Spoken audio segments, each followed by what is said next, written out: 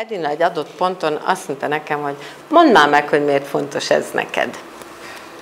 És akkor ide írta, de már nem biztos, hogy mindenki a Facebookon ezt olvasta, és mert egy pár napja tényleg én szültem, ezért most így önmagamat ezzel fölvezetném, hogy miért fontos ez az egész téma nekem. Jó? Na, és akkor az így hangzik, hogy feminista kutatóként próbálok túllépni a morális pánikkeltésen, és megérteni, mi lehet mindannyiunknak fontos a rendkívüli kormányzás ürügyén hozott rendeletekben, melyek a gender fogalmát igyekeznek hitelteleníteni, vagy éppen ártó ideológiai eszközként feltüntetni. Tehát az a cím, hogy Nők a szivárványon túl, az azért született volna meg, mert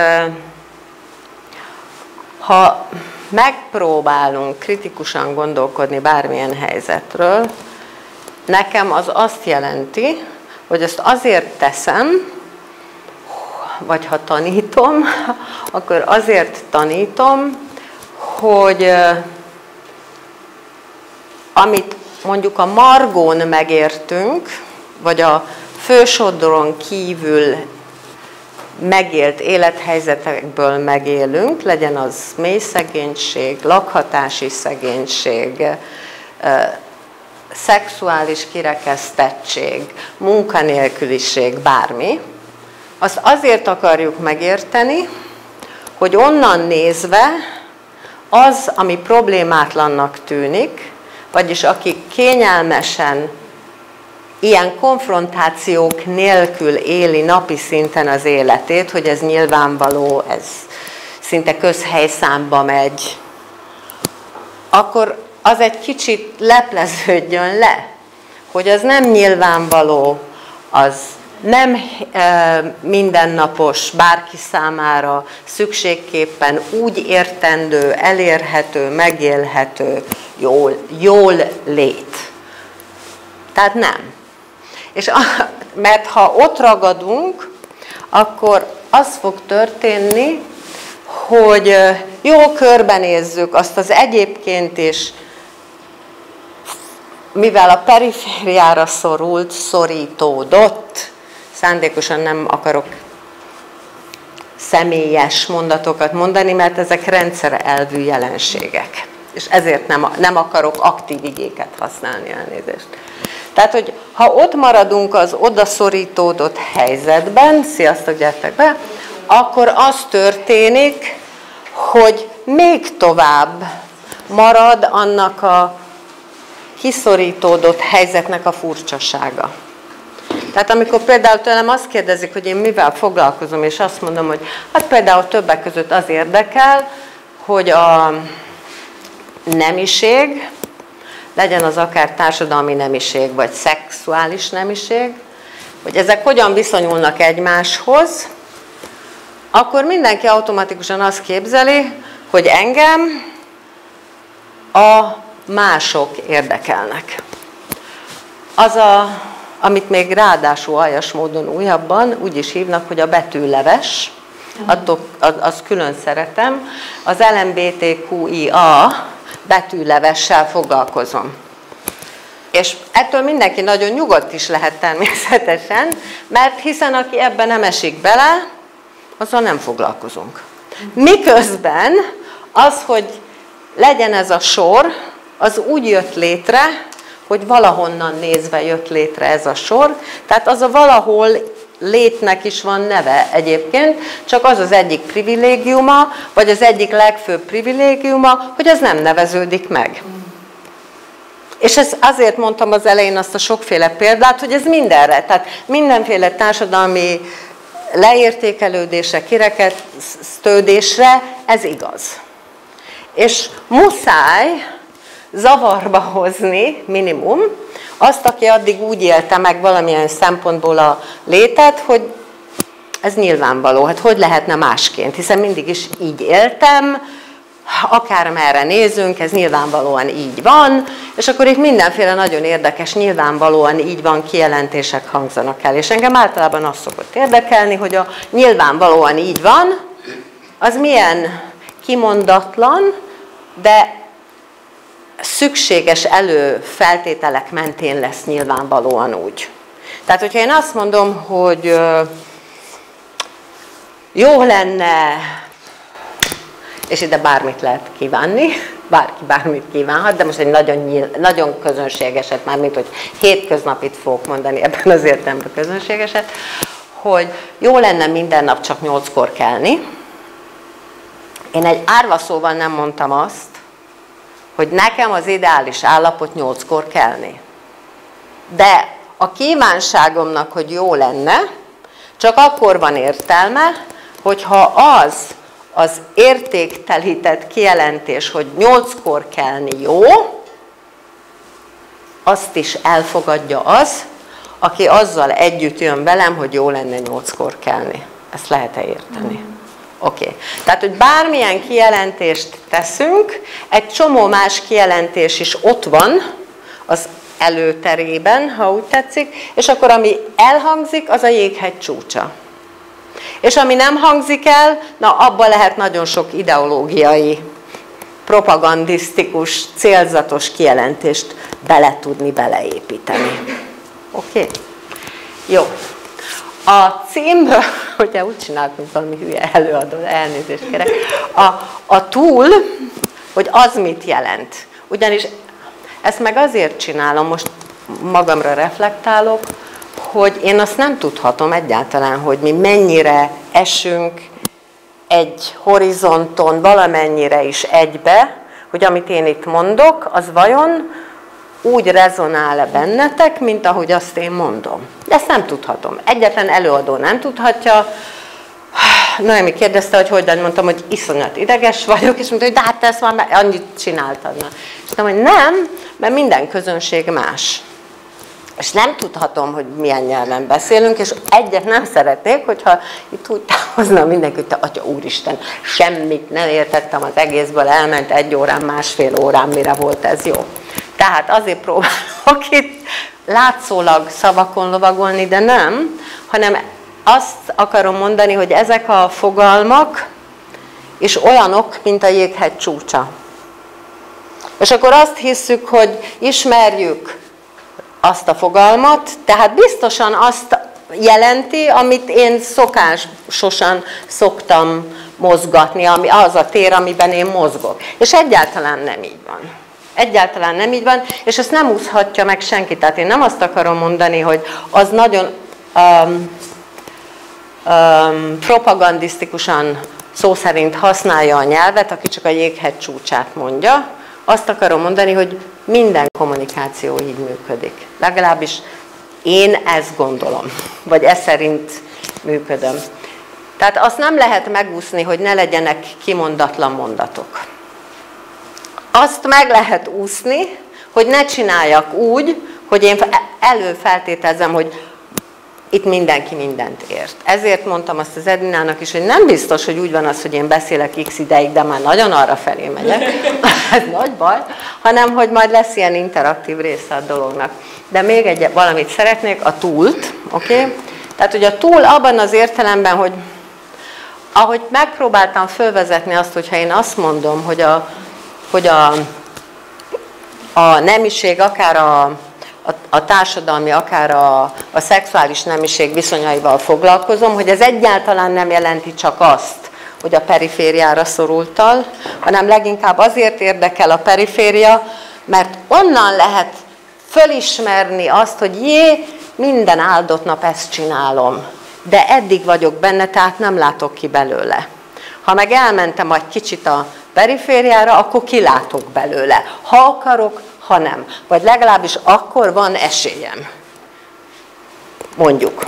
Nem feltétlenül szükséges, de akkor van rá esély. Tehát amivel kezdtem, hogy kritikusan gondolkodni, az azt is jelenti, hogy rá tudjak látni valamire. Ha eddig vagyok benne, akkor azt csinálom, és nem tudok rálátni. Tehát reflektáláshoz el kell menni máshová. És akkor azért jó a perifériára megkísérelni menni, mert akkor onnan lehet megnézni, hogy a centrumban mi minden folyik, ha sikerül. De legalábbis kísérlet. És azért sikerül, mert minden ilyen jéghegy csúcsának nagyon sok más kimondatlan mondata van. Nem azért, mert én olyan baromi okos vagyok személy szerint, már most nem én személy szerint, hanem bárki, aki ezt teszi, hanem azért, mert szerintem úgy működik a nyelv, hogy ott vannak ezek a kimondatlan mondatok, és ezek mentén lehet csúszkálgatni ide-oda. Még akkor is, hogyha ezt nem vesszük észre. És akkor ez segít abban, hogy így működjön valami.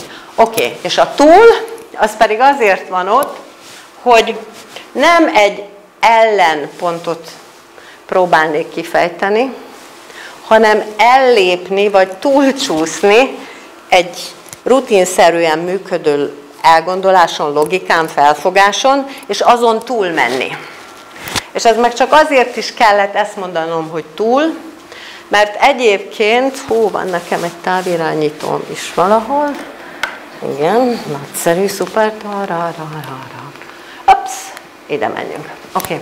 Ez most itt egy zászló. És ennek a zászlónak ezt a részét annyira nem ismerik. Ez 2017 óta néz így ki.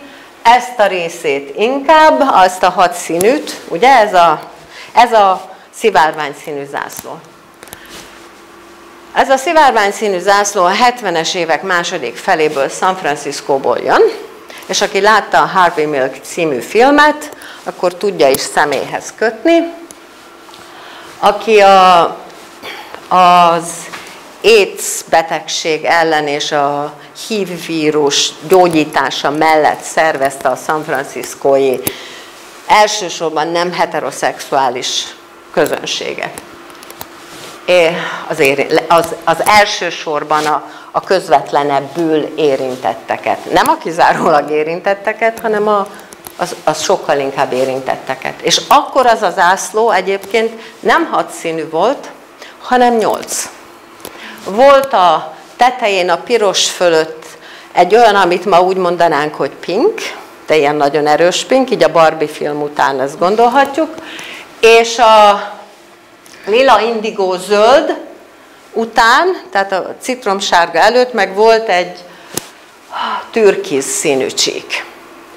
De amikor 78-ban meggyilkolták a Harvey Milket, és aztán 78-ban, igen, és 79-ben ilyen masszív nagy tiltakozásokat szerveztek, akkor a szervezők úgy döntöttek, hogy úgy fogják fölhívni a figyelmet arra az erőszakra, ami folyik, hogy, és a pinket nagyon nehéz volt egyébként is előállítani, ezt is tegyük még hozzá, hogy, és akkor csak 7 szín maradt, tehát a pink az lekopott róla rövid idő alatt, és maradt csak a 7. ott középen, de az nem volt jó ahhoz a szimbolikus tervhez, amit nagyon jó volt, hogy a zászlókat középen szét kell vágni, és a sugárutak utcák 2 oldalán a félbe vágott zászlók vannak egymással szembe fordítva, és akkor majd úgy lesznek egyben.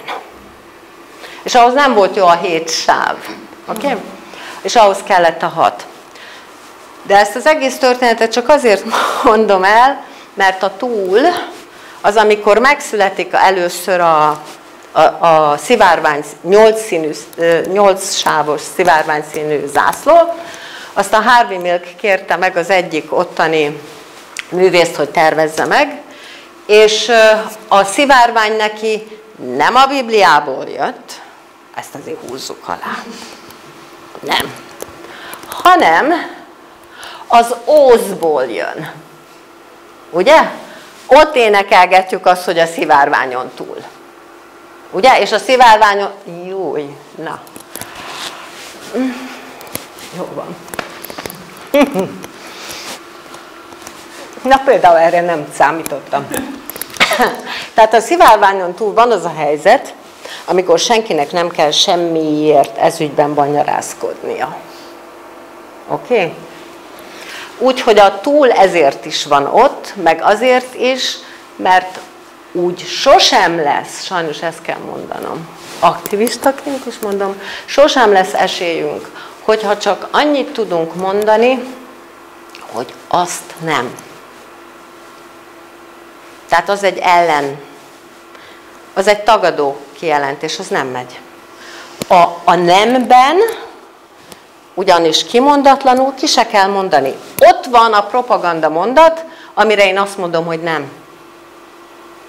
És arról, tehát ha akarom, hanem azt erősítem, beleragadtam. Ez az egyik.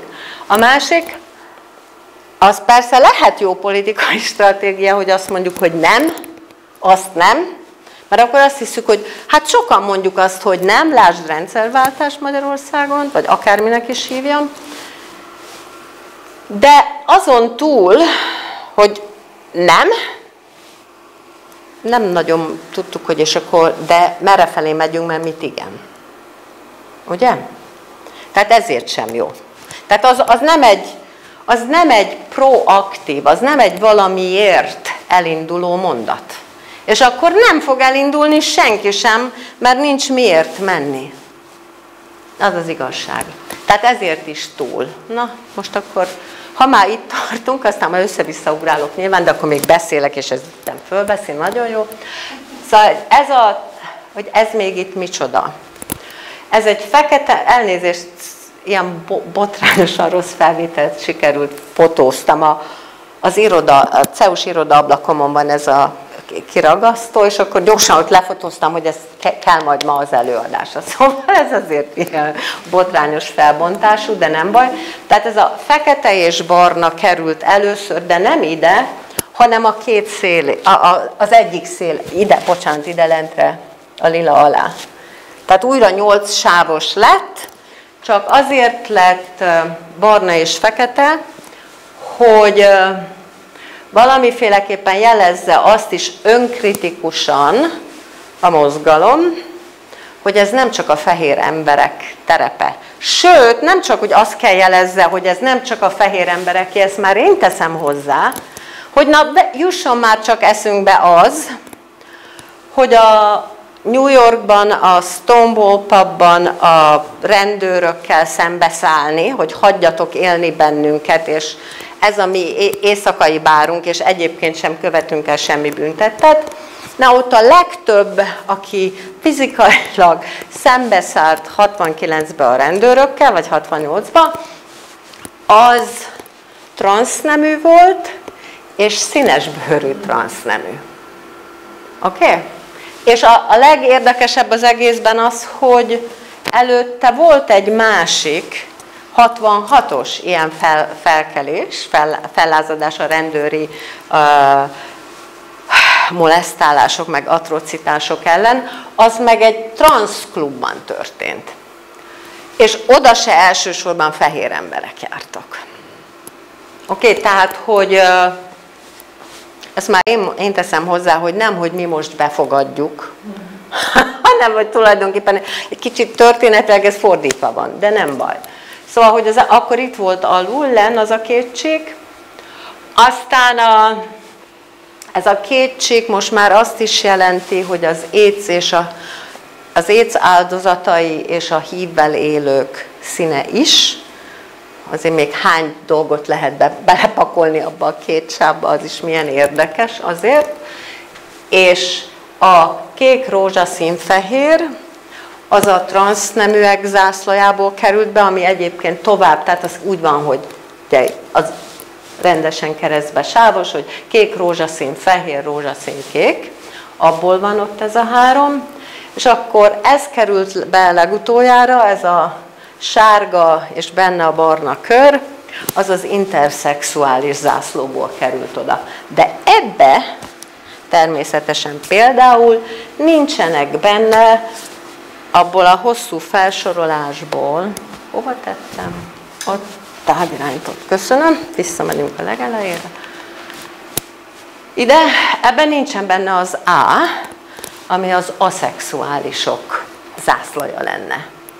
Az meg azt hiszem úgy néz ki, hogy a két szélén van kétféle más-más árnyalatú sötét lila, és belül van kétféle más-más árnyalatú szürke.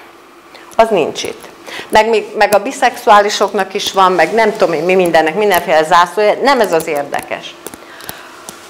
az érdekes ebben nekem az, hogy ezt az egészet, legalábbis én szakmában mondhatnám azt is, mert azt értjük, hogy leszbikus, hogy meleg, hogy biszexuális, hogy transznemű, hogy interszexuális, hogy aszexuális, legalábbis, hogy a betűk mit jelentenek, és ott van a Q benne, hogy az queer, hogy az meg micsoda. Szóval én mindig csak a cím magyarázatánál tartok látszólag, de szerintem már bentebb vagyunk egy kicsit. A queert nem tudom lefordítani magyarra. És nem is akarom. A queer ebből az egészből, ha bárkinek is ismerős, az onnan ismerős, hogy van olyan, hogy queer elmélet. És nem csak ő műveli, sőt nem is ő publikált legelőször, hanem a Teresa de Lauretis, de ez nem baj, de Judith Butler nevéhez kötik, tehát ő egy ilyen brand, egy ilyen márkanév lett. De nem, egyáltalán nem csak ő az, aki erről a területről jön. És a queer a 20-as években jelentette azt Amerikában slangben, mint ami, hát szerintem magyarul nincs is egyetlen egy szó rá, hogy mennyire szörnyű, megbélyegző szó volt ez. Mondjuk legközelebb csak körbe tudom írni, valami olyasmit jelent a 20-as években, hogyha ezt valaki akkor valakire így használja, hogy mocskos buzi. Tehát ez egy szóban.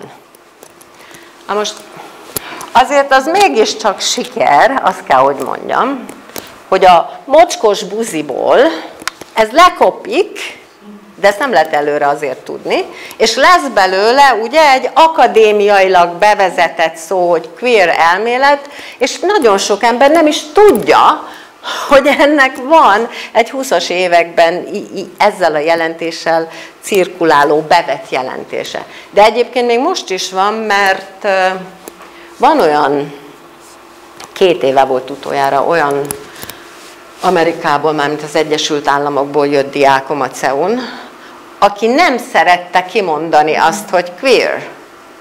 Mert ő neki ebben még benne volt a mocskos buzi. Nem ment neki. Jó. Tehát, ami azért mégis meglepő, de nem baj. Tehát azt a szót, amikor a 89-ben volt egy ilyen szexualitásról rendezett konferencia, hogy minek nevezzük magunkat. Milyen konferencia, ez mit csinálunk mi itt? És akkor ilyen pimaszul azt mondták a résztvevők, és ez nekem tetszik, most is, akkor meg pláne biztos nagyon tetszett volna, hogy hát akkor mi mit művelünk mi itt? Mi queer elméletet művelünk. Mi azt akarjuk megérteni, hogy hogyan működik a nem ideálisnak, a nem előírt szexualitásnak elgondolt élet. Vagy az, ha onnan nézzük, mit jelent az élet. Úgyhogy mi a mocskos buzi elméletet toljuk. Na most én ezt nagyon szívesen mondanám, de nem vagyok sokszor nyilván mérvadó ez ügyben, rendben van, de azért azt ők sem tudták akkor, hogy ez hogy fog majd bejönni. És hogyha most baja van azzal a szóval, amúgy nagyon sok feministának is, meg a feminizmuson kívül is, hogy queer, nem azért van bele baja, ez a vicc, hogy tudná azt a történelmet, hanem most már más miatt van vele baja, és majd elmegyünk oda is. De csak azt akarom mondani, hogy az a fontos benne, hogy a queer, tehát igazából arról szól, hogyha a szexualitásról bármit is akarunk mondani, és akkor ez az összesre igaz. Tehát én legszívesebben, ha tehetném, kivenném onnan azt a Q betűt, de nem tudom kivenni. Mert ez a bejáratott konvencionális sor, de igazából a Q-t azért kellene onnan kivenni, mert a queer elméletnek az a lényege, tehát hogy hogyan viszonyul egymáshoz a szexuális nemiség, meg a társadalmi nemiség, és már is kész vagyok, rosszul vagyok, mert a szexuális nemiség is társadalmi jelenség. És hogyha azt mondjuk, hogy amit egyébként angolul úgy hívnak, hogy gender, hogy na az a társadalmi nemiség, meg van a szexuális nemiség, akkor óhatatlanul is, kimondatlanul ott rezeghet az az előfeltevés, az a ki nem mondott mondat, hogy az egyik az, ahogyan a társadalom működik, a másik meg az, ahogyan megszülettünk.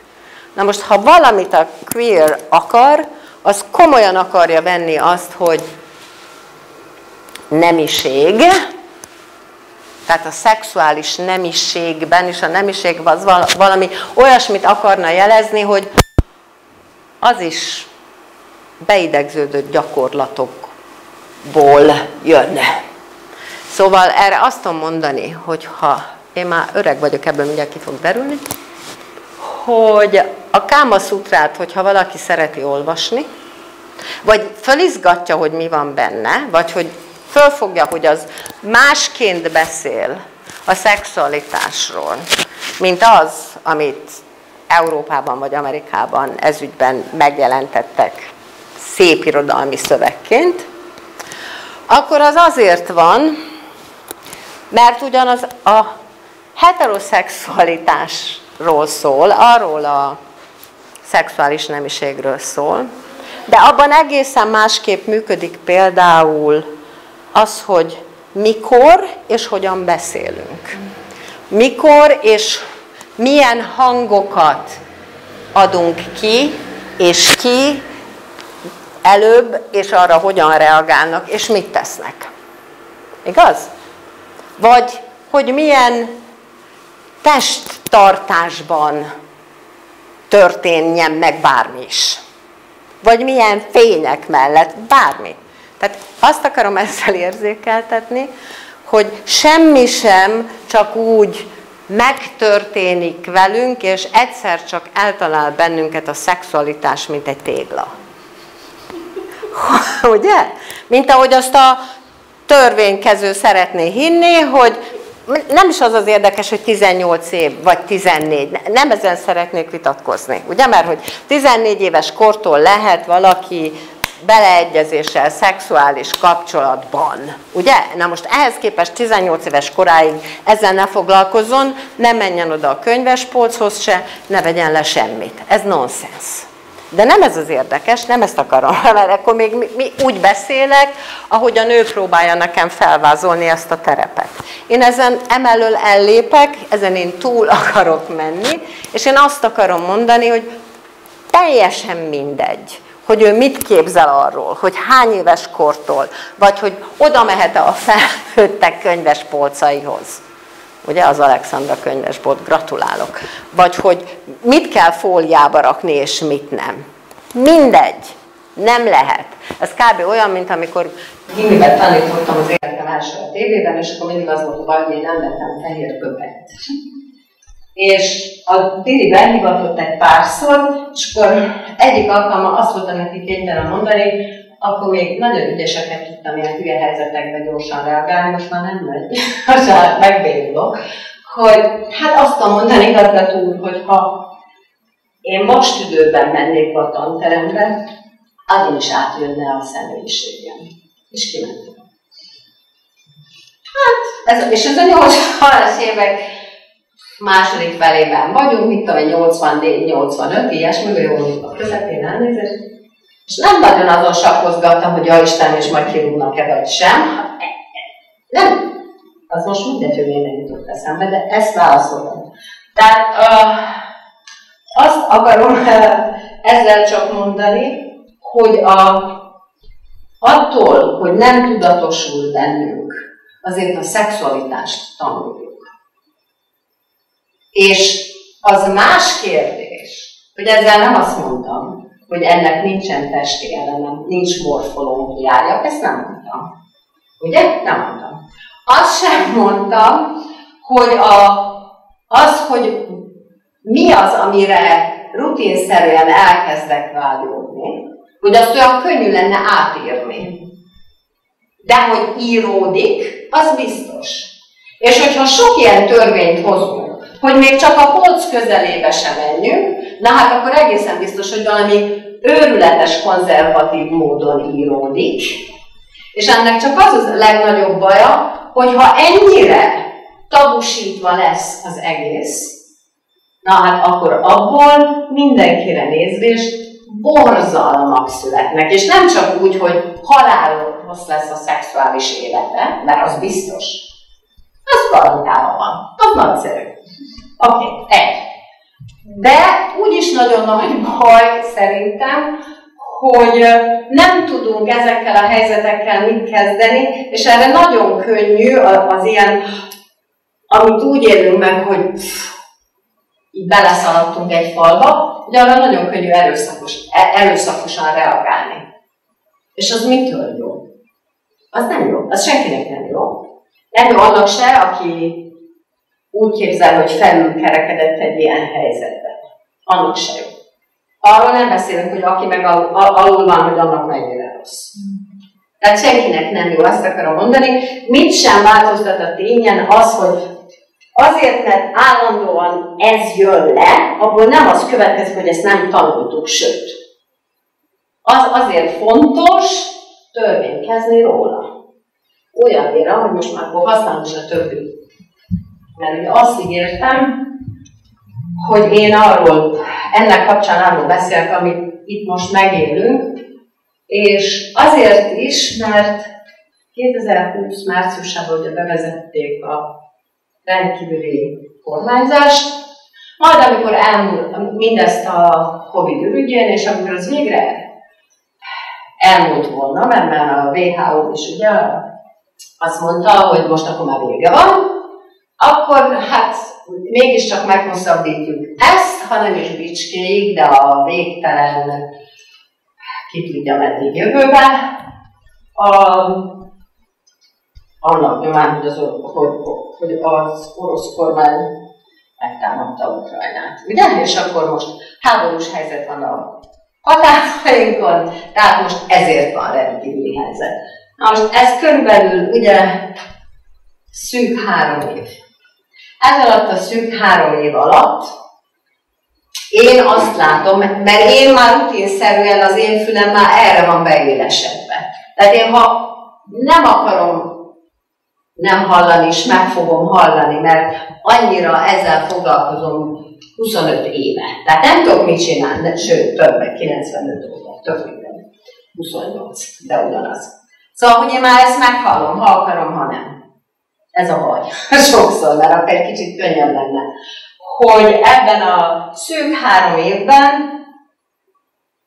csak a Covid elleni védekezés, vagy a háborús készültség ürügyén olyan rendeleteket hoz meg a kormányzat, mert ugye 24 óra alatt bármit meg lehet hozni, amik a gender fogalom körül mozognak.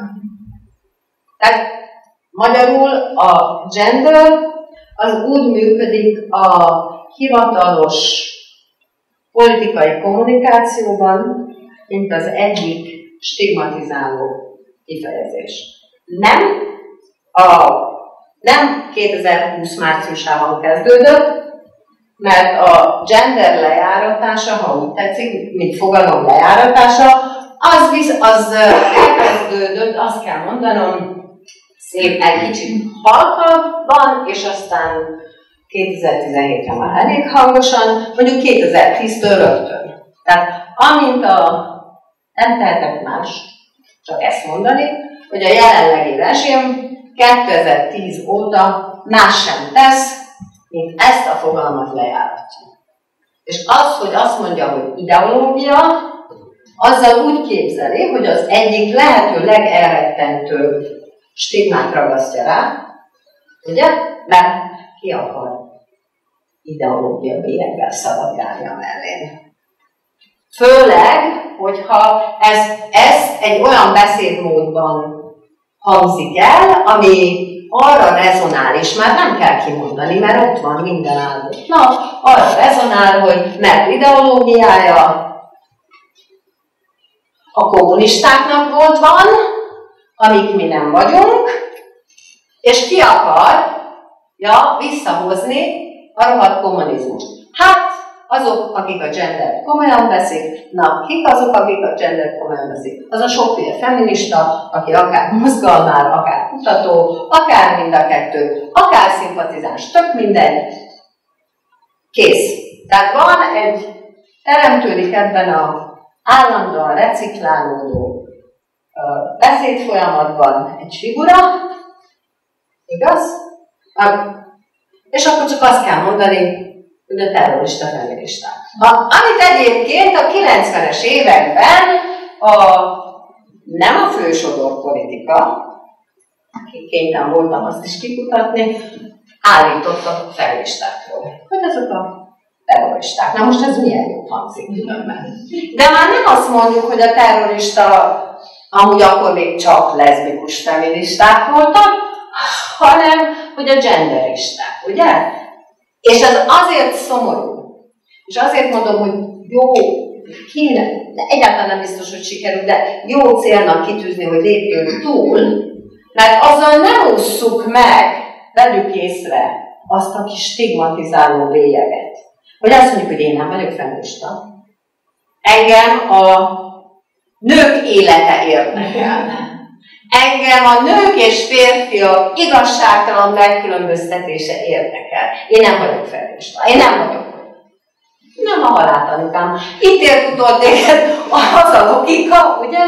Mert azon belül mozogtunk. Tehát abból már csak azért se lehet, nem csak logikailag nem lehet kilépni, hanem hát azért azt vegyük észre, hogy azt nem akárki mondja, az nem egy a sok lehetséges jelentés közül, hanem azt a jelentést az a gépezet működteti, akinek ott van a teljes hatalmi gépezet. Abban van. Tehát én nem hihetem azt, hogy majd én átírom az ő szavainak a jelentését. Hát zéró esélyem van rá. Igaz? Akkor csak azon kellene elgondolkodnom, hogy mi az életért izgatja őket ennyire ez a gender?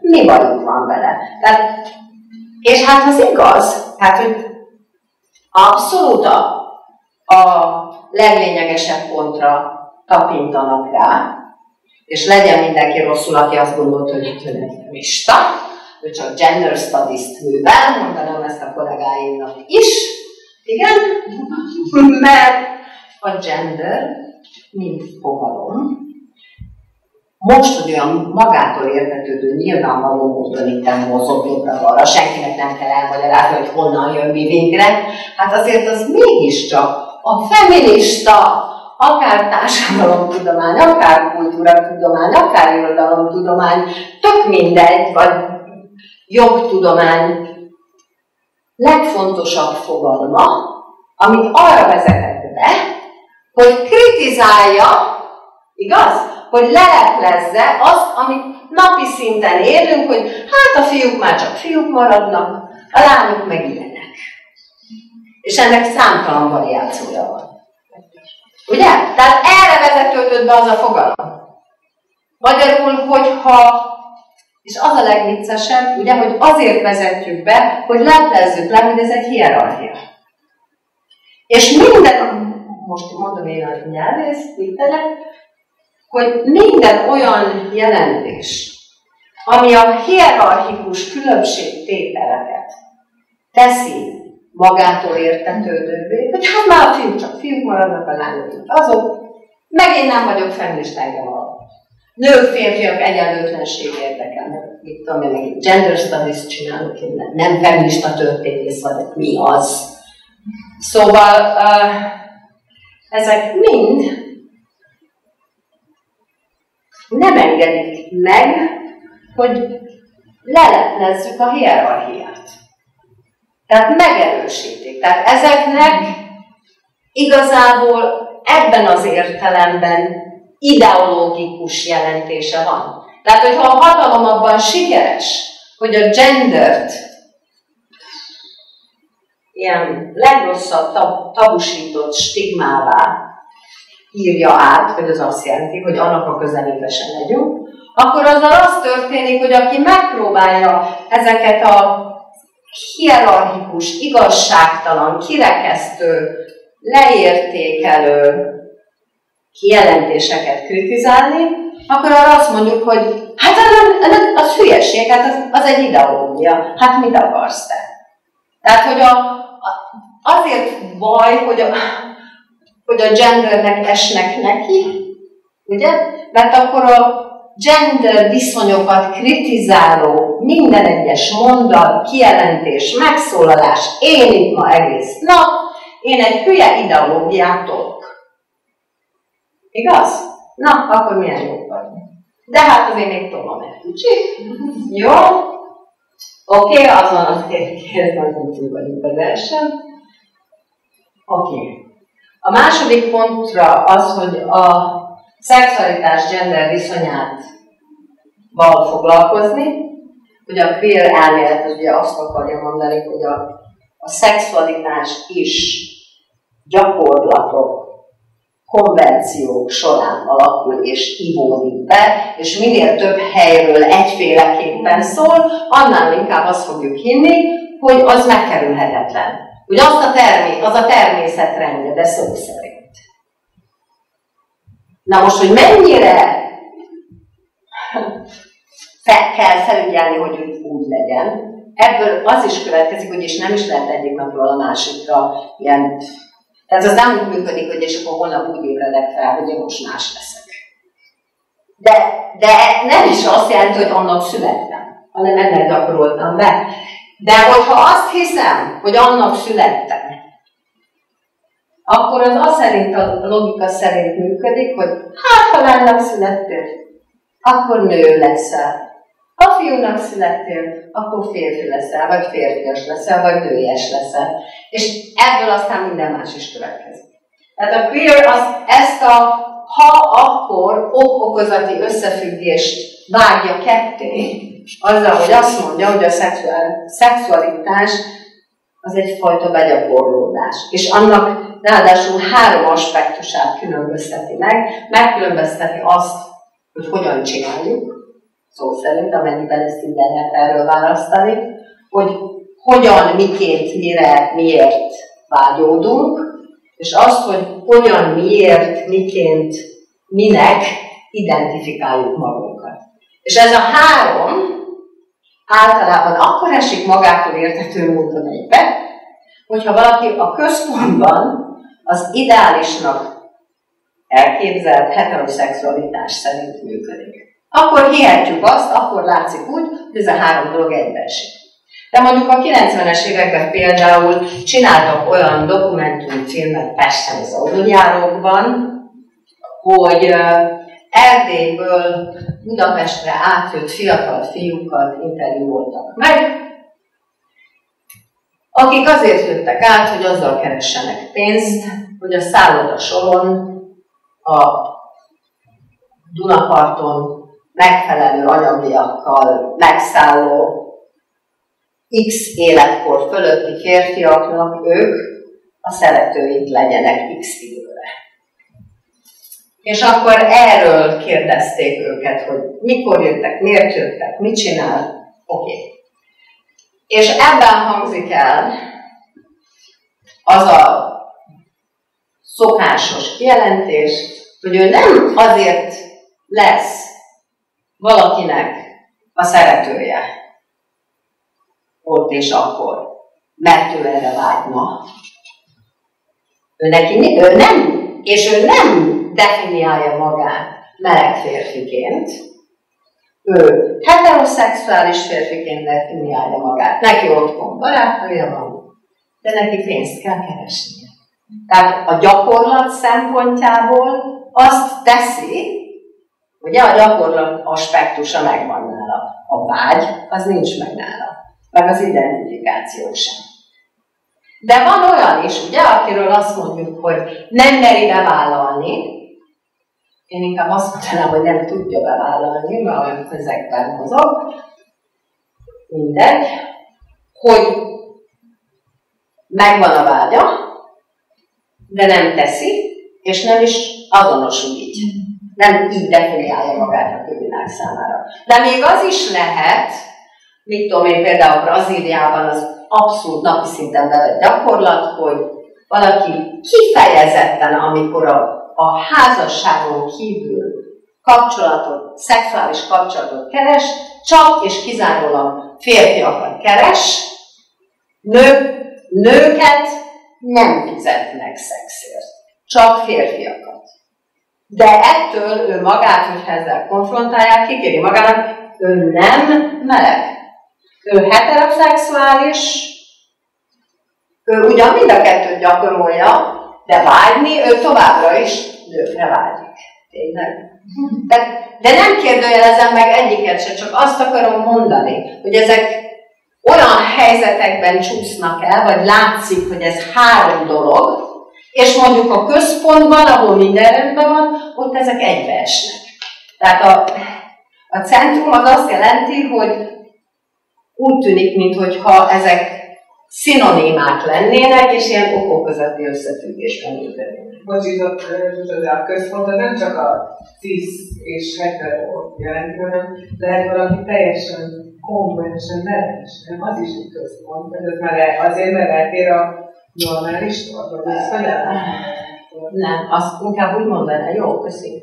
Inkább azt mondanám, hogy ha egy olyan, tehát hogyha a világ dominánsan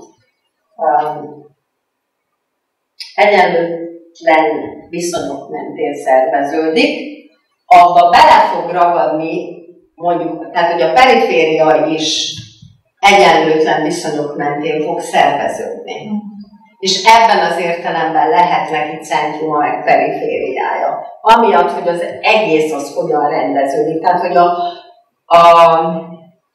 magyar származású egyébként a nő és Debrecenben végzett, a Susan Gall meg a Gail Krigman mondja azt, hogy ha úgy különböztetjük meg a dolgokat, hogy feketék és fehérek, vagy, és nincs közöttük átjárás, és homogén az blokk az egyik, és homogén blokk a másik, az ilyenfajta distinkció az a hierarchiákban működik, mert nem csak más, hanem jobb is.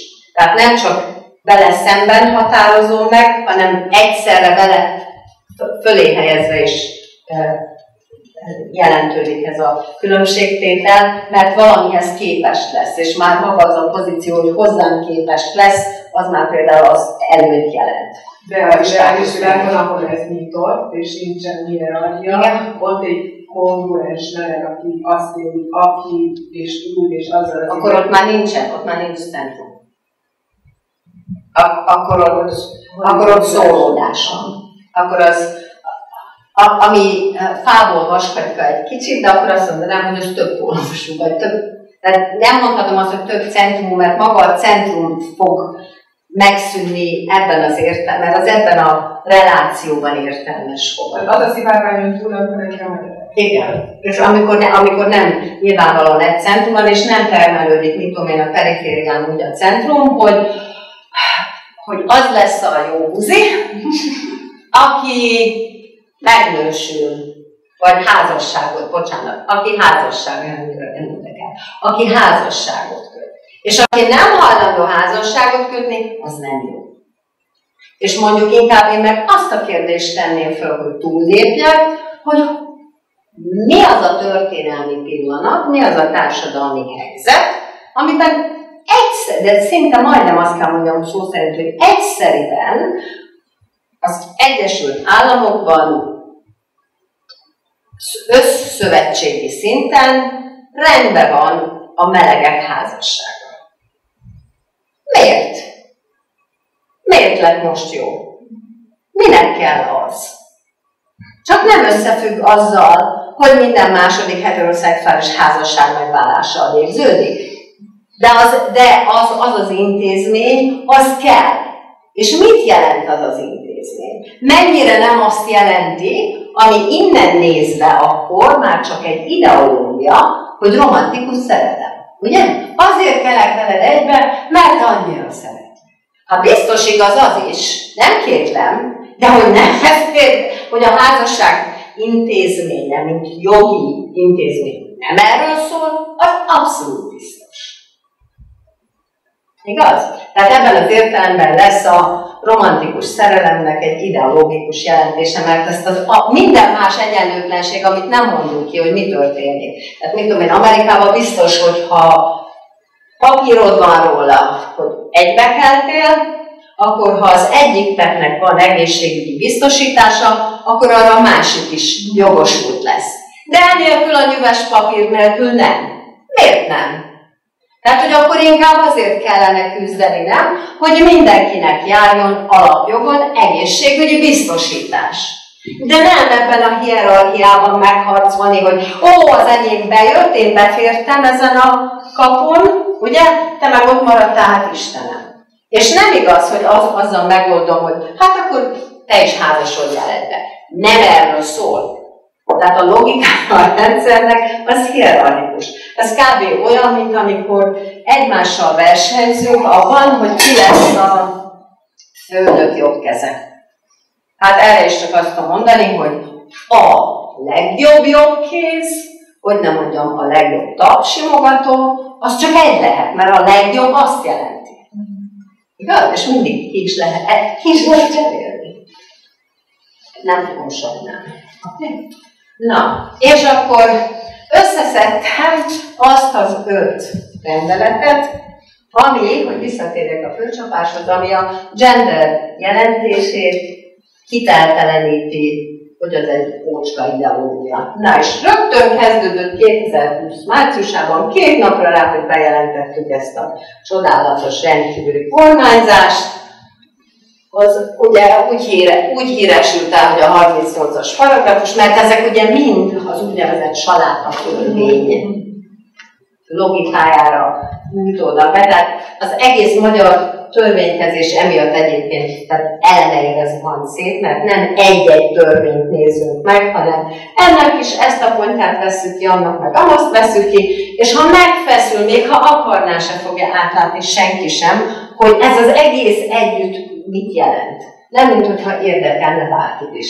Bizonyos értelemben az a jó, ha ilyen nagyon sok egyszerre kerül be, nem ilyen sok szilárd, mert ahol csak bele lehet fulladni. Azt átlátni nem lehet. Pláne nem 24 óra alatt, vagy max. 1 hét, hát az már nagyon sok. Oké. És akkor azt történik, hogy az a fogalom, hogy születési nem, bevezetődik, mint jogi kategória. És akkor rögtön, ugye, a transz közösséget céloztuk meg ezzel, mert persze lehet nevet változtatni. Lehet, ha valakinek arra szüksége van, hormont kezelni, lehet megműteni, ezek nélkül is tök mindegy. Csak egy valamit nem lehet, hogy a személyét azonosító iratokban megváltoztassák azt, hogy ő milyen nemű, mármint, hogy biológiai értelemben milyen nemű. Azt nem lehet. És számos olyan helyzet van, amiben, hogyha úgy is tudom magam előadni, mint egy nő, lesz olyan helyzet, vagy mint egy férfi, lesz olyan helyzet, amikor engem felelősségre fognak vonni azért, hogy én miért hazudok. Miért mutatok mást, mint ami a papírokban van. És ez borzalmas szituáció. Nem csak úgy, hogy esetleg büntetést van maga után, hanem úgy is, hogy ez megalázó. És ezzel senki nem foglalkozik. De, hogy ide egy mondat, igen, mondjad vissza. Valahányszor ugye valóban olvastam erről a rendelkezésről, nekem mind az interszex jutottak eszembe, hogy egyébként a statisztika szerint 1000-ből egy szülés olyan gyerek, aki nem egyértelmű nemi szervettel, vagy kromoszómákkal születik, vagy kromoszómákkal, hogy az ő esetükben van, ezt tudom, hogy általában újszülöttként eljönni az orvos meg a szülők, hogy szerintük minél nem legyen, de nagyon sok olyan interszex felnőtt is, aki akkor szembesül, hogy nem jól választottak, és szüksége lenne. És ő rá is. Csak azért nem szeretem, ez abszolút így van, ez csak arra, inkább ez úgy jó ér nekem most, amit vezetek, nagyon valami jó példa, hogy egyáltalán nem úgy van az, hogy a természet rendje. Nincs amúgy a természet rendje. És attól külön rosszul vagyok, hogy az állatvilágban. Mert hogy egyébként az állatvilágban sincsen úgy, De hát, hogyha esetleg más elvek szerint szerveződik ez a világ, mint az. De hát lehet, hogy nem fontos. Na, szóval volt az, utána van az a következő, májusban, 2 hónapra rá, 2020 májusában, hogy a csodálatos többségi frakció a parlamentben megszavaz, és akkor innentől kezdve a parlament megszavazta, ugye érti? És akkor újra kell mondani, a többségi frakció megszavazta, nem a parlament szavazta meg. Na, tehát ugye nyelv az nagyon fontos dolgokra képes. Szóval, hogy nincs is ilyen műfaj a parlamentben, ugye? Ott törvényjavaslatokat beszélnek, ott határozatok vannak, de hogy ott politikai nyilatkozatot szavazzanak meg, ami fölkéri a kormányt, hogy legyen szíves ne ratifikálni az isztambuli egyezményt, és innentől kezdve vegyük már ezt a végre a napirendi pontról. Maga a műfaj agyrém egyébként, csak azt szeretném mondani, és természetesen a kétharmad az megszavazta. Nem mint hogyha ez jogilag, pont azért, mert ilyen műfaj nincs. Abban az értelemben, persze, hogy van, hát mondták, de abban az értelemben nincs, hogy a jogrendszerben még nem sikerült ezt bevezetni. Tehát ennek aztán semmiféle következménye jogi értelemben nincsen. De olyan értelemben nagyon is sok következménye van, hogy ezt 25 milliószor be lehet tolni a médiában, hogy engem erről beszéltetnek, egyszerűen forog, és nagyon nehéz úgy forgatni, hogy ne azt szerint a logika szerint forogjon a közbeszédben. Ezt akarom mondani. A következő kérdés majd az lesz persze, hogy és ezeket hogy hozom ezeket össze? Ugye? És akkor megszületik 21 júniusában egy évre rá a csodálatos, ugye másik elhíresült még a pedofil törvény, ami ugye a gyerekvédelem, meg a gyerekek szexuális abúzusa védelme ürügyén szó szerint még a beterjesztő személy, akinek ki volt osztva ugye feladatként, hogy na, most ezt te fogod benyújtani, ő sem tudta, hogy és akkor még bekerül az is, hogy és akkor el a kezekkel a gyerekeimtől, nem kaphatnak semmilyen szexuális oktatást az iskolában, csak ha a szülők beleegyeznek, bár az én gyerekem, az én vérem, az én szexualitásom biztos nem tudom, de minden esetre nem lehet hogy is van? 200 méteren belül, ugye, az iskolától 200 méteren belül, meg a templomokon 200 méteren belül, ugye, semmi ilyen jellegű nyomtatott anyagnak megjelennie, vagy gondolom CD-nek se. Azon túl pedig, ha van, akkor azt be kell ugye fóliázni. Mert mi lesz? És ez a pillanat. Mert mi lesz akkor? Hát akkor ugye egy icipi, de olyan kis hajszálrepedés, potenciálisan egyáltalán nem biztos, hogy meg fog történni, de ottan van egy kicsi repedés azon, hogy nem azt gyakoroljuk minden áldott nap, hogy azt így kell csinálni. Olyan szinten, mint ahogy megtanultunk menni, és nem gondolkodunk azon, hogy a bal meg a jobb lábunkat hogy tesszük egymás mellé, de ha valami baleset ér, akkor újra meg kell tanulni járni, igaz? Tehát nincsen abban semmi, hogy ez járni tanul. Járva, hogy nem mondjam, járva születtem erre a világra. Az meg kell gyakorolni. Tudom én, hogyha valaki megtanul zongorázni, és aztán x évig meg nem jut hozzá, meg jól el is felejtette, és tanulhatja újra. Tehát, hogy ezek a törvények ilyen szinten is fontosak. Már csak azt szeretném megkérdezni, hogy mit csináljanak a nem heteroszexuális szülők, hogyha az iskolába mennek a gyerekükért. Esetleg fóliázzák be magukat. Tudnám ajánlani. Úgyhogy amiért is aggályos, mert most gondolok, az a nagyon sok LMBTQ személy van, próbálom is elég korán ráébrednek arra, hogy másikban van bekötve, és saját személyes például tudom, hogy 14 évesen végül szolsó könyvtárban, és a végvilágon minden könyvet kivettem és elolvastam, amit csak ezzel foglalkozik, mert szerettem volna ezeken keresztül magamat is érteni, hogy... Nem, kellett érteni magam küzdtem. De hogy, tehát, hogy aki az a tínédzser mondjuk, aki tudja érzi magáról, hogy más az érdeklődése, az utána fog menni, így is, úgy is. A másik is milyen forrásokból tud esetleg tájékozódni, és ez az, amit aggályosnak találok. Vagy például még akár azt is, hogy esetleg a burgóból. Én még azon nem is akarok pánikolni. Én például azt akarom mondani, hogy de bárki, aki kislány, kisfiúról fantáziál, nekem tök mindegy.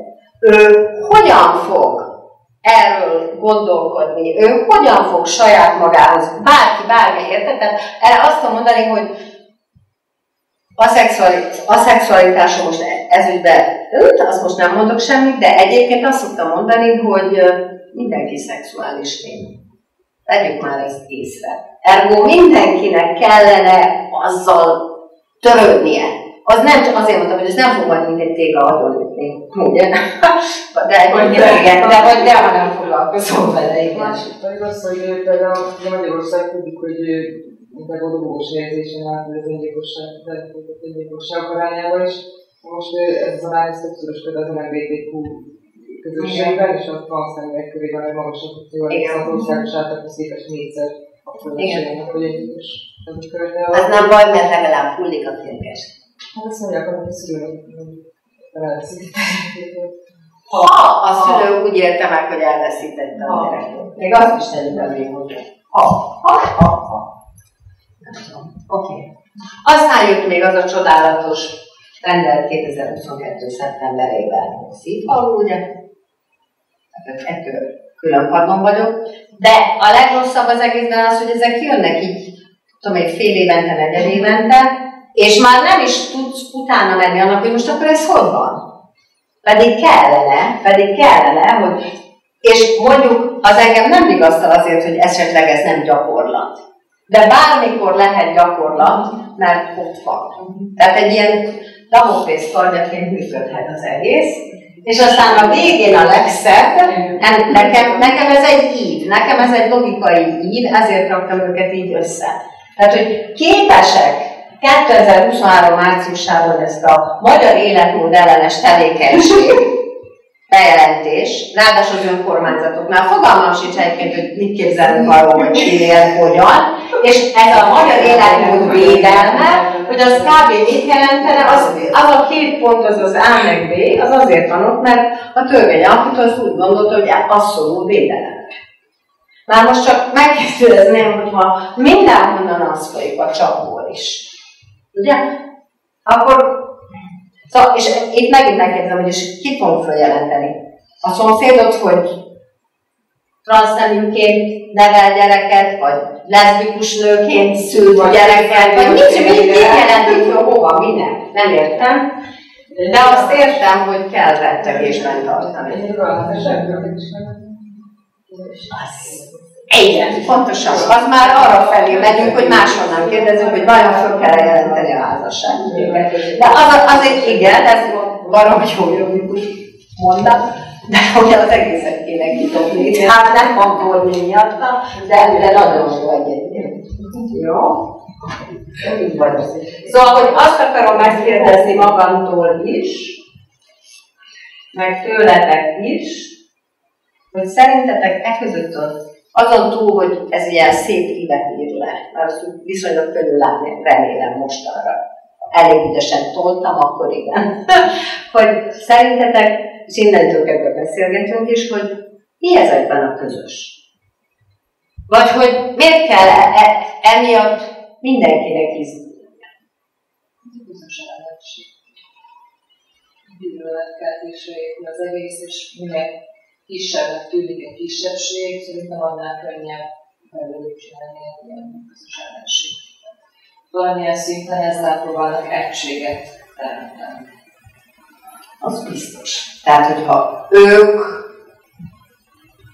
fenyegetnek engem, bennünket, akkor nem azt kezdjük el megkérdezni, hogy kik vagyunk mi, ugye, ebben az értelemben, hanem, hogy akkor hogyan is kell ellenük szerveződni.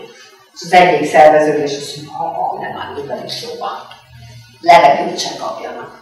Szerintem ez tök fontos aspektusa, hogy a nőt hogy képzelje el ezt a rendszer, és hogy a nő csak a családban, a heteroszexuális családban képzeli el, mint kiszolgáló egységet, És én azért szeretném, ha lenne egy ilyen parlamenti nőmozgalom, mert szerintem ezek iszonyatosan félnek a nőktől, és az olyan értékektől, amiket a nőknek adnak oda. Most nem azt mondom, hogy egy férfi nem lehet érzékeny, mert egyszerűen utálkozza az elválasztás, de női értékeknek hívják ezeket az empátiát, a szolidaritást, az együttműködés, stb. Tehát, hogyha fenntartják a patriarchális társadalmat, mondjuk a férfi ül a tetején, akkor mindenki más le kell igázni, mert ő potenciális agresszor. Ez igaz, de ebben akkor az is benne van, hogy és azokat a férfiakat is le kell igázni, akik nem ezek. Igen, abszolút. Abszolút. Igen. Tehát akkor ők is a periférián vannak. Igen. Bármi legyen is a kurás ideál, akkor ő is oda kerül. Az biztos.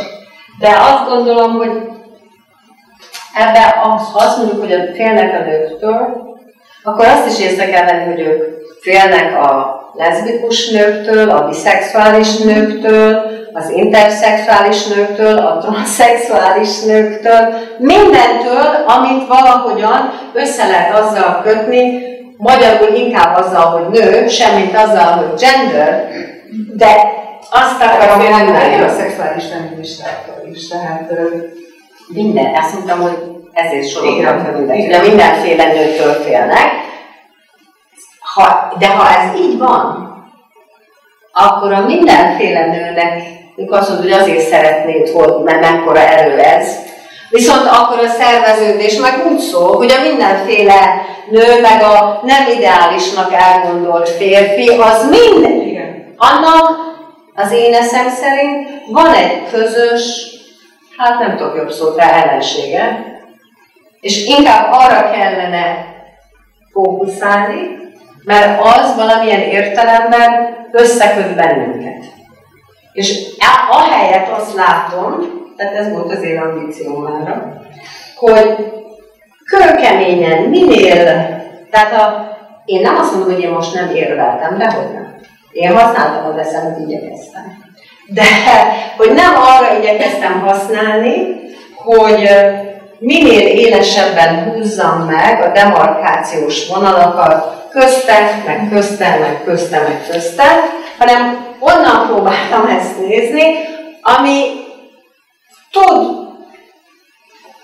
hát nem tudok mit mondani, el tudja fogadtatni velem azt, hogy valamennyire olyan vagyok, mint te. És akkor, hogyha egy kicsit is olyan vagyok, mint te, akkor nagyon nehéz már kard csörtetni, hogy majd jól lekaszabollak, mert valami olyasmit kaszabolok le benned, ami bennem is van. És akkor mi lesz? Szóval, és akkor nem én nem azt mondom, hogy ne használjuk az eszünket és ne érveljünk, ugye? Hanem, hogy ne arra használjuk, hogy minél élesebb határvonalakat húzzunk, hanem arra használjuk, hogy próbáljuk meg egy olyan túli pozíciót találni, ahol lehet látni azt a kicsi, de nagyon fontos egyezést, átfedést, ahol nem tudsz szétszedni engem, meg téged, meg őt, meg a negyediket, és nem kettő, tehát egy valami mentén kettébe vágunk valamit, mert sokféle disztinkció van, és már eleve nem fogsz tudni mindig ugyanoda csapni. És azt nem tudom, hogy lehet elérni, de hogy valami ilyenfajta szolidaritásba kellene gondolkodni, az biztos, mert akkor ráadásul ez a szolidaritás nem azt mondja, hogy mi egyformák vagyunk. De azt mondja, hogy na, az a pozíció, meg az az értékrend, neked ezért rossz, nekem ezért rossz, neki azért rossz, és akkor nem hülyeskedjünk, mert most van egy sajnos 2 éve meghalt amerikai, na ő is queer feminista egyébként, úgy hívják, hogy Lauren Berlant, vagyis most is úgy hívják, csak megtudom. És ő azt mondta, hogy ha azon edzünk mindig, hogy de ez a jó, de én vagyok, és nem te, tehát hogyha ez a harci, nem is tudom mi, a célunk, akkor igazából az történik, hogy az a centrum, az sérületlen marad, az megerősödik, és semmit nem kell neki arra pazarolnia, hogy bennünket gyengítsen, hanem csak szépen hátrahajol, most egy ilyen színházi metaforát idehozza, és azon szórakozik, hogy ezek a különböző csoportok hogyan esnek egymásnak. Neki meg az az energiája megmarad arra, hogy még jobban beleverjen ebbe a verembe. Ezt gondolom. Nem? És akkor innentől kezdve én már tényleg csak bárki bármit reflektál, kérdez, egymáshoz beszél. Körülbelül neki. Mennyi időt van? 10 perc. Félig. Én bedobnék egy témát, hogyha lehet, és lehet, hogy nem mindent jól fog bele megfogalmazni, de tényleg senki ne ilyen támadást kérdezni. Nekem itt, és tök jó a diát látjuk, itt a legalsó kék ilyen szöpsúrban van ilyen gondolatok, az első workshopon is feljöttek egyébként, hogy a nőfogalmak, ez még belefér, és ez a biológiai nem, születési nem, és hogy mit tartunk nőnek, és hogy a transz-nőket mennyire lehet általánosan egy kalap alá venni a nőkkel. Most gondolok itt arra, hogy nyilván egyrészt a sportokra, hogy jó-e az, hogy transznők a női mezőben versenyeznek, vagy hogy női szépségversenyeken transznők indulnak.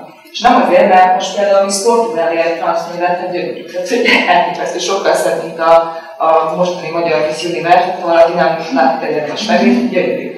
Csak hogy ezek felvetnek olyan kérdéseket, hogy ez így egyrészt jól van-e, és hogy ez nem a született nőknek nem az, hogy degradáló, nem ez a legjobb szó, de hogy értitek, mire próbálok kiukadni? Hogy nem véletlenül ilyen nehezen fogalmazod meg, mert ez egy olyan téma, amiről még nem tudunk szerintem értésben mondatokban beszélni. Tehát a sportnál ott ugye elég egyértelmű dolgokat lehet felhozni, hogy oké, hogy tényleg átműtötték és hormonokat szed, de akkor is egyszerűen születése okán vannak olyan adottságai, miatt jobb lesz ebben.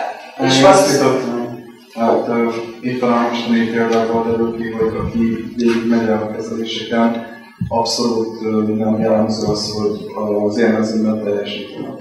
Tehát, hogy ezek az ilyen régiek, amik jönnek föl, a trans-evolutionary radical feminism vonalról, ezek általában ilyen direkt ideológiai célokat ráfordítják. Biztos van rá példa, előfordul, csak azt hiszem, hogy ezt egyénenként kell kezelni, és viszonyatosan foglalni erre.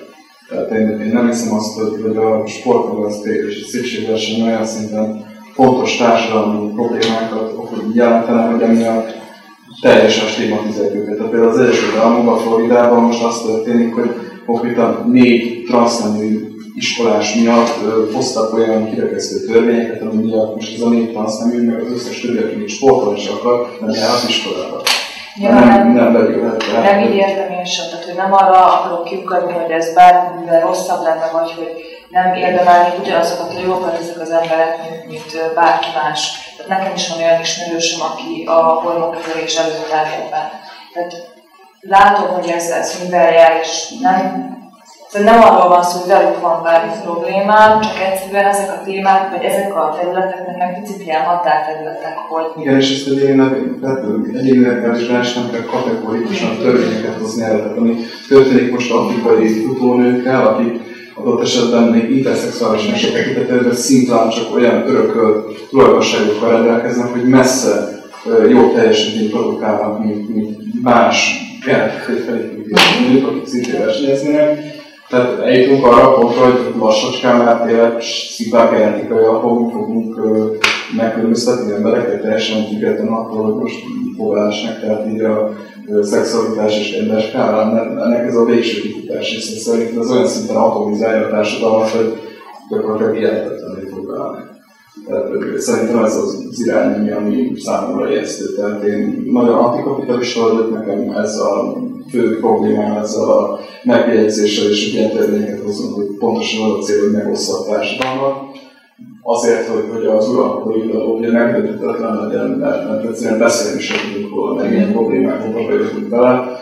Én aláírom, hogy ez sokakat érintett, és fájjon nekik, és támadom, nem akarok másoknak az érzéseit invalidálni, de azt gondolom, hogy olyan emberek beszélnek sokszor sportolnak szépségversenyekről, akiket egyébként sok minős illedelmi érdekelt volna az a két év, hogy nem transznél, nem szó. Tehát most gondolok, hogy Puzsérnek a hasonló ilyen nagy-nagyon megmondó embereknek a külföldi társai. Bocsánat, hogy sokat beszélünk. Nem, tök jó. Nem, szóval talán, ha én úgy kérdezném ezt meg, hogy ezek ilyen szokásos érvek, már ez most van. Nem kicsit, nagyon. Hogy hogyan lehet erre reagálni? Máshonnan, másként.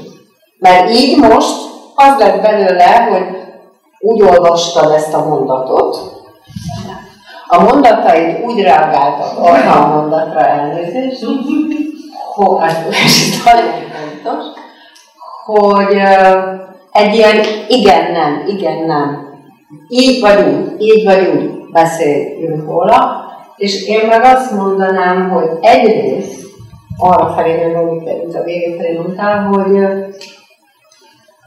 hogy mit jelent a test morfológiája, hogy mire mondjuk azt, hogy nő inkább, és mire mondjuk azt, hogy férfi, az legalább 4 dologból tevődik össze.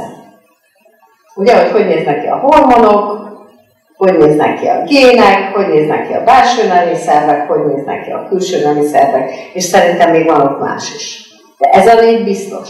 És ez egyáltalán nem biztos, hogy egybeesik. Hogy egyfelé húz. Tehát, hogy nem ezért, és akkor innen már lehet arra felé is menni, hogy a kenyai futók milyen jók, és őket, ha megfeszülsz, se fogod legyőzni. Ergo ki kell őket várni. De, egy lépés szerintem tovább, hogy de abból mégsem lesz politikai pánikkeltés. De a genderből lesz. És akkor ott értek egyet az Elinával, de nagyon, hogy valamire félnek. Ugye? Ha másért nem azért, mert én nem azt mondom, hogy tudatosan, tehát a féle egyáltalán, tehát egy csomó tudás sokkal inkább csak rutinból megy, és nem tudatos tudás, hanem megtanult. Nem tudok rajta kívül kerekedni, így tudom. De nem tudok rá reflektálni. Ebben az értelemben nem tudatos tudás. Hogy azt azért mégiscsak ilyen nem tudatos tudással nagyon tudják, hogy mekkora kirekesztés halmaz, nem? Ami egyszer csak megpattan és fölvázol. Tehát ugye én azt gondolom, hogy minél inkább központosított hatalmi gépezetben létezünk, az annál inkább fél attól, hogy ez megreped. De minél inkább hoz ilyen törvényeket, annak az esélye annál nagyobb lesz, nem? Nem fogja. Tehát tudatosan azt képzelj, hogy nem, hogy pont másik belőle ezt. Ő úgy gondolja, ahol ő ül, vagy amit ő megél, abból az következik, hogy neki ez a dolga. Tehát ő sem lát ki, azért mondom, hogy nem tudatos ez, hogy ő is eddig van benne abban, amit napi szinten csinál. És csak akkor lendül ki, hogyha ebből a szempontból fontos, hogy mit tudom én 400 000 ember tomboljon valahol. Mert akkor azt nehéz nem meglátni. Inkább én azt mondanám, hogy ilyen szempontból fontos. De ez is érdekes, hogy a rezsimek azért általában nőelnyomók, meg a melegeket, tehát hogy ez egy ilyen tendencia, nem? Hogy Oroszországban is, tehát pont nem küzdenek ilyen horrisztorikat, hogy az abortusz körül mi volt már a 19. században is, tehát hogy minden rezsim elnyomja a nőket, a melegeket is, akárki, aki nem tetszik, mert mindig lefelel. És ez a félelemből jön. Jó, én máshol mondtam. Na, hol? Szerintem a dolognak pont az a lényeg, hogy tőlünk félnek a nőktől, de hogy pont a félelemkeltés az eszköze az egymástól való elszigetelődés. Tehát ez egy hatalmas technikai eszköz, és ez megkövetkezett. Az egymástól való elszigetelődés, hogy egyre szűkebb körökben és demarkációs vonalkákat rajzolunk egymás között is, Ez történik. Most. De ez történik folyamatosan. Tehát, hogy lehet eljutni annak a felismeréséig, hogy ez senkinek meg, és semmit nem szolgál, csak a hatalom bebetagadását. Ezt hogy lehessen? Csak ezt szolgálja, semmi más, de ezt nagyon hatékonyan szolgálja, és nagyon kevesen hajlandók nem félni. Képtelenül nálunk a saját legalapvetőbb közértékeinkről beszélni, amikor ilyen témákból gondolunk vele, és ilyen problémák vezérlik teljes egészében a közbeszédet. Amikor ilyenekről vitatkozunk, miközben alapvetően megélhetési lakhatási válságban is ilyenekről szenvedünk, és ehelyett az összes inkompetens, félfasiszta vagy fasiszta kormányzat a saját inkompetenciáját azzal akarja ráfedezni, hogy ő ilyen balhékat generál a társadalomban. Nem akarom invalidálni, hogy itt van más egyéb cél is, de ez egy nagyon hasznos eszköz számukra, hogy így valamilyen szinten, ez manufacturing consent, ez a nagyon... Az, hogy konszenzust mi mentén, milyen figura körül állítunk elő, ez igaz, de egyáltalán nem mondanám, hogy ez csak ürügy, ezért nem fontos. Sokkal fontosabb ez, meg ez a kérdés. Fontosabb lenne bármi, csak azt mondom, hogy a konszenzus teremtés szempontjából az egy jó, igen, de a konszenzus teremtés is úgy működik azért, legalábbis ez látómódjából, hogy azt mondom, hogy gender, a mai domináns közbeszédben, az kimondatlanul rezonál azzal a kirekesztő logikával is, meg kampánnyal, meg nem tudom én mivel, hogy migráns, mert hiszen azért nem írjuk azért nem ratifikáljuk, nem vezetjük be a magyar törvénykezésbe az isztambuli egyezményt, mert a gender majd idehozná azt a sok nyomorult migránst. Azt meg azért gondoljuk, hogy idehozná, csak hogy így kötögessen máshonnan ezeket, mert amikor bevezettük rögtön legelőször azt, milyen érdekes, hogy születési nem, akkor az annak kapcsán született meg, annak az a jogi történeti háttere, hogy 2015-ben jött, remélem nem mondok hülyeséget, azt hiszem Szíriából, de lehet, hogy Iránból vagy Irakból, a három közül valamelyikből, elnézést kérek, jött egy politikai menekült, aki azért menekült otthonról, mert transzneműként minimum börtön, de inkább kivégzés. És ezzel kapott Magyarországon menedékjogot. Miután ez megtörtént, akkor folyamodott azért, hogy akkor az ő dokumentumában javítanák már ki azt is, hogy ő most hímnemű vagy nőnemű. Már ha annyira, mert azt is megkérdezném, nem mindegy. De oké, ha ez ennyire fontos. És akkor erre úgy reagáltak, elmentek a legfelső szintig.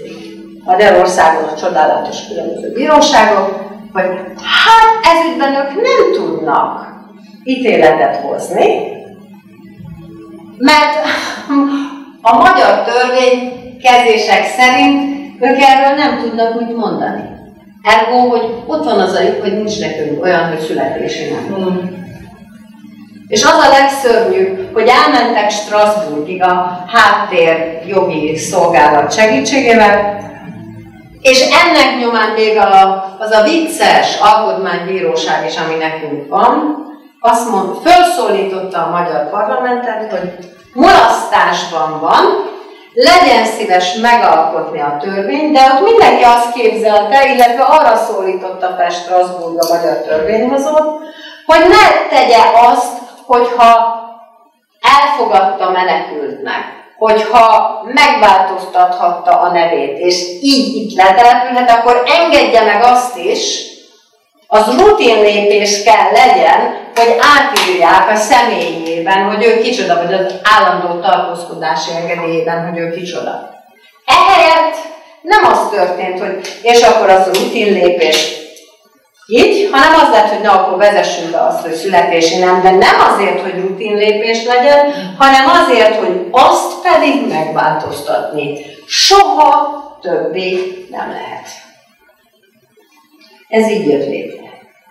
És akkor így van benne a nem jelentésében az is, hogy a nem kívánatos menekült. Akit nem is hívunk menekültnek, csak mocskos migráns. Nem is kell mondani, hogy mocskos, csak azt kell mondani, hogy migráns. És kész.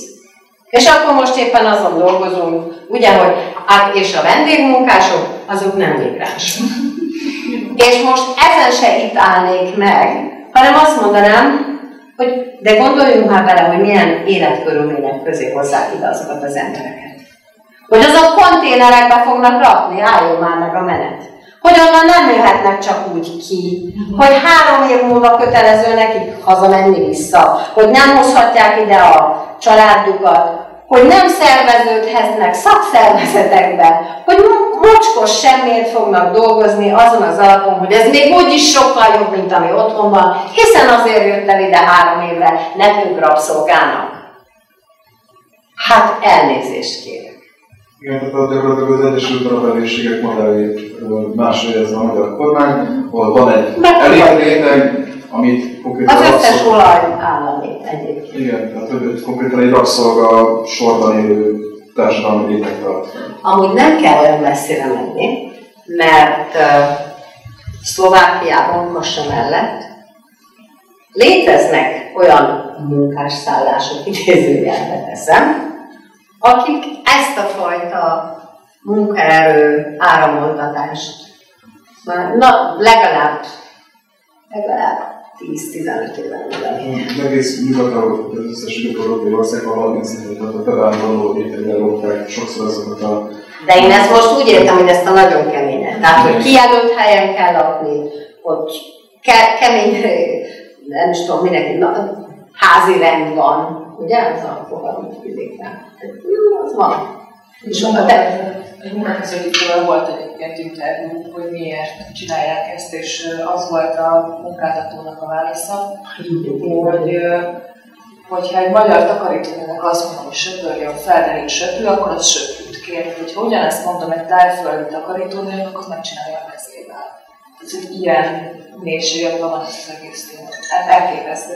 És ez büszkén legyártozta a munkaközvetítő cég.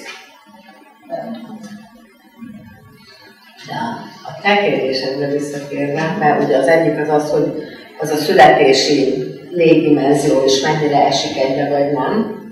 Az egyik fontos dolog, amit észbe lehet tartani. A másik meg, hát, ha minimum annyit elfogadunk, ha minimum annyit, hogy a társadalmi nem, ugye az egy tanult dolog, akkor azért az azt is jelenti, hogy és mindannyian előadjuk a nőt. Mindannyian csináljuk a nőt. Olyan nincs, hogy nem csináljuk. Azt már azért egyetlen... Na, ugye? Azt nem mondja senki. Max addig kell akkor visszamennünk, hát hogyha akármit is jelentsen, hogy nőnek születtünk, akkor mindannyian egyféleképpen csináljuk. Nem igaz. Nem igaz. Csak másként csinálja itt mindenki, ahogy elnézem, aki itt ül a nőt, de csinálja. Megmondod, hogy a férfiak nem csinálják a férfiak? Nem, ez nem az érdekel engem, hanem hogy mit gondoljuk arról most, hogy a transznők azok együtt versenyeznek a nem transznőkkel. Hogy tehát ha ezen indul el a vita, akkor merre felé lehet elvinni, hogy ne ebbe ragadjunk bele. És erre tudom csak azt mondani, hogy emberek, a nőséget azt csináljuk. A nőséget megéljük. Azt mindenki szereti mondani, ugye? Hogy a nőséget megéljük. Oké. Mit jelent az, hogy megéljük? Csináljuk. Olyan keretek között, amiket csinálnunk kell. Vagy azokat, nem is azt mondom, hogy keretek között, mert az nem jó, azokat a kereteket éljük meg, azokat a kereteket csináljuk, amik vannak. Aztán ezek, mivel sokfelé húznak, ugye, ezek egymásba is tudnak ütközni, és akkor ott lesz esetleg egy pozitív stressz is. Nem csak egy negatív konfliktus. Tehát abban az értelemben pozitív, hogy abból előállhat valami másféle konstelláció. Előírni úgyse tudjuk. Tehát az orvos is előírhatja nekem, és halálosan mennek ahol győződve, hogy ez a bajom, és ez a protokoll, és ezt kell csinálni, de akkor még nem következik az, hogy az is lesz a vége, hogy én abból kijöttem. És nem azért, mert ő nem figyelt oda, hanem azért, mert semmi se ilyen okokozat különben. Szerintem ebből nekem ugrás lesz. Szóval, hogy mindennek van, a társadalmi munkamegosztásnak is eleve van gender vetülete. Tehát nem lehet leválasztani, hogy ez most nem fontos, ezzel most várhatunk, mert az az égetőbb, mert abban is van, csak lehet, hogy abba kevésbé látszik, vagy kevésbé tolja előre az élet, de attól még benne van. Tehát én nem szeretem az ilyen hogy ez most kapitalizmus kritika. Ne hülyeskedjünk már. A munkásnő, vagy a munkanélküli nő, vagy a mély szegénységben élő nő, az nem csak munkás, mély szegénység, munkanélküli. Tök másképp vagy munkanélküli, ha nőként éled ezt, mint nem tök más, de más vagy. És lényegesen más vagy, mint hogyha férfiként éled. És tök mások az esélyeid abból kimászni, vagy belekerülni. Vagy hogy arról mit gondol a immáron nem létező társadalmi álló. Vagy amíg volt, mit gondolt róla. Szóval csak ezt akarom mondani, hogy nem jó így hierarchizálni, inkább azt hiszem az a jobb, hogy van olyan konfiguráció, amiben jobban látszik, és van olyan, amiben csak kimondatlanul előfeltevésként ezek ott, de azért benne. Éppen erre reflektálva mondtam azt, hogy a cél, hogy stigmatizálja és démonizálja ezeket a heteronormatív és a cis-heteronormatív beállítódástól eltérő bármilyen egyéb konfigurációkat. Ezzel szerintem pontosan az a cél, hogy az éppen aktuálisan uralkodó társadalmi rendet és azokat szabályozó törvényeket, médieket, ezt olyan szinten kézzelefekvővé tekintsük, hogy ne kérdezzünk rá egyáltalán. Tehát mindössze csak erre reflektálva mondtam azt, hogy itt a céljának részben az, hogy atomizálja a társadalmat ezáltal. És az egy ilyen hasítás, hogy most csak ez a feladat. Nem az alapértékeket keressük így a különbözőféle emberek között, ami összeköt bennünket, hanem, és ez most egy ilyen nagyon hippi megszólás lesz részemben, amit nem szeretek, de pont az a lényeg, hogy még általán hitték. Hát az, hogy nem igazán teljesült a célkitűzését, amit akkor olyan nincs is. Kinek teljesült teljesen? Még egy diktátor, csak is megbukik előbb vagyok. Én tettem a hittiket? Na, bocs. Mindössze csak annyit akartam, hogy tehát van egyfajta szabályrendszer, ami életben tartja, mozgatja, és valamilyen szinten így fenntartja ezt a hierarchiát, ami most nevezhetjük kapitalistának, de igazából összefügg a patriarchátussal, tehát például nem tudom elképzelni, hogy jelen állapotában a legfejlettebb nyugati társadalomban is beszélhetünk, hogy az aktuálisan uralkodó neoliberális kapitalista rendszerről, ez nem függ össze szorosan az azt megelőző patriarchátus rendszerével, ami más korábbi gazdasági felépítésekből származik. Maga a tulajdonjog elmélete, az, hogy honnan jön, tehát a társadalmi berendezkedés, maga az iskolarendszer. Hát kinek lehetett eleve tulajdona? Kinyithatod bankszámlát. Tehát az mindig része. Az igen, nem tehát az Egyesült Államokban azt hiszem a 70-es, 80-as évekig nem állt, tehát egyedülálló, nem, a már férjhez nőnek nem lehetett saját bankszámlája. Tehát ez később vált külön. A Magyarországnak lehet, de mit tegyen rá. Igen, igen. Én felfelezzük. Kerekítsük ezt a Nekem 7 hójelenésem. Tehát én maradhatok, csak én nem tudok elnézést kérek. Azért kérdeztem, hogy legyen 3 egyik. Ami soha nem felültetett fel a kérdésként, az óvodások állítólag most nem látom, hogy egy kifinanszírozza, csak nem tévé. Soros György. Igen. Meg az EU. Ami mögött meg ő van. Mert amikor ezt így tolják, nyilván persze propagandazzéra, de hogy ez senkinek nem előtt a fejében, hogy nem. És ki fizeti, tehát hogy most... Figyelj, Kriszta, azért úgy szerintem elég nehéz, hogy bárkinek bármi felmerüljön, mert én most teljesen kész vagyok, hogy a 14 évesek 40%-a funkcionális analfabéta. Hát az valami borzalom. Tehát hogy semmit nem fog összekötni. Hát semmit. És nem azért, mert butának született, hanem erre trenírozták emberek. 14 éven keresztül. Ezt élte meg, hogy bár van pozitív példa is. Nekem nagyszüleim Fidesz szavazó voltak, most kezdők eljutnak a nem. És nekik pont ez volt a vízválasztó nálunk is van a családban, láttak nem eleget, tudják, hogy nem pedofilok, tudják, hogy nem nyújtjuk át az óvodába a gyerekeket, és így gondolkoztak el, hogy hát de miért hazudnak erről? És hogy mondjuk pont ez volt az, ami felnyitotta a szemüket arra, hogy elbehozott, lehet, máshol is hazudnak. Úgyhogy végülis ilyen pozitív példák is vannak, de általában igen, inkább a megvezetőség van. Vagy az, hogy 12-ben vezették be azt, hogy lecsökkentettük a kötelező iskolába járási életkor 18-16-ra. Az már hány év, és az miről szól? Mi történik? Minek az a 2 év, az hol lóg? És egyébként meg teljes állásban úgyis csak 18 éves korában állhat le valaki. Ez miről szól? Hanem arról, hogy azt se tudjad, hogy hány méter, és akkor nem akarom, hogy melyik az országnak milyen pontjain, ahol semmiféle munka nincs egyébként. Mindegy, nagyon jó lesz az akkumulátor, tehát biztos. Szóval, hogy ott meg ezeket a borzalmas, szó szerint agysejtzaváló drogokat tolják. Apa, fia, kész. És nincs. Abban nem mindenki. És senkit nem érdekel. Senkit. Sőt, az is olyan. Újjan. De nem.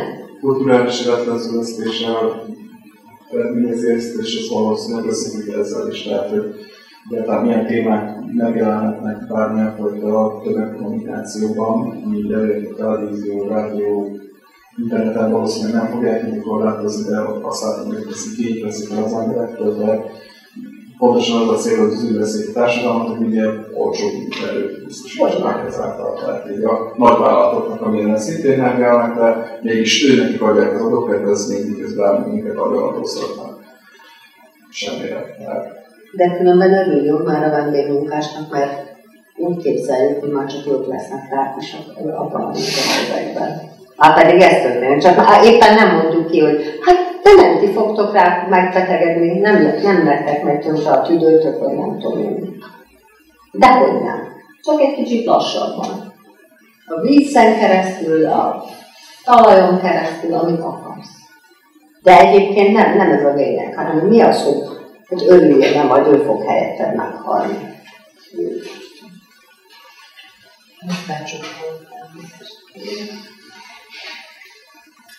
Ahogy van ilyen víziót, hogy lehetne megfogni ezt az egészet? Azt hiszem, arra futott ki az egész, hogy így, hogy még ha lenne, és se úgy lesz. De nekem az a vízióm egyébként, hogy hagyjuk abba ezt a... Tehát én nem akarok még egy olyan szöveget olvasni felmelistától, ha csak egy mód van rá. Tehát szeretném vele beláttatni, hogy azt ne írjunk le. Hogy a transz az nem nő. Mert a nő az, aki bocsánat, között vaginával született és menstruál. Nonsens. Ez nem jó. Ez nem visz, bennünket biztos nem visz előre. És nem ez, még mondhatnám azt is, hogy nem innen kell megfogni a problémát, nem innen kell kiindulni, nem? Ebben az értelemben mondhatom azt, hogy másképp kell a súlyát érzékeltetni a problémának. Ez az én ambícióm, de azt nem állítom, hogy én ezzel népszerű lennék is. De